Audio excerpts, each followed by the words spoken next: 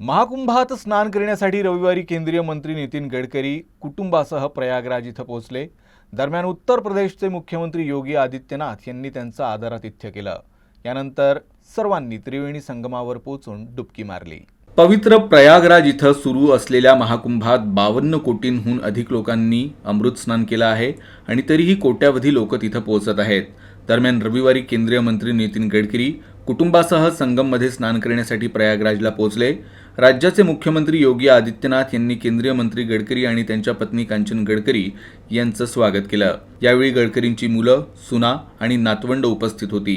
त्यानंतर गडकरी त्रिवेणी संगमावर पोहोचले आणि त्रिवेणीत स्नान केलं। यानंतर त्यांनी गंगा मातेची पूजा आणि प्रार्थनाही केली। दरम्यान त्यांच्यासह माजी राज्यसभा खासदार आणि भाजप नेते अजय संचेती यांचीही उपस्थिती होती।